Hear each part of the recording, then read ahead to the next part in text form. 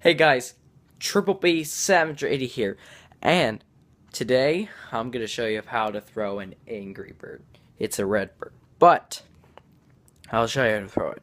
Let's get started. Alright, I'm going to aim it towards the door, or the wall. First I'm going to aim it towards the wall. Here I go. On. I gotta do this again.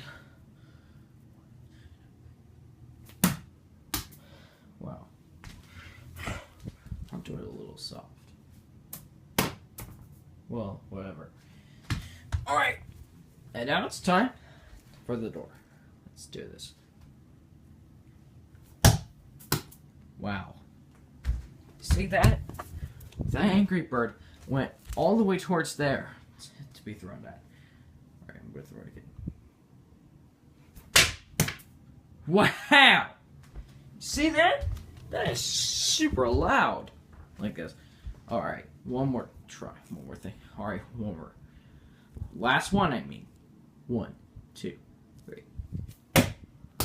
Wow. It is great. And that is how you throw an angry bird.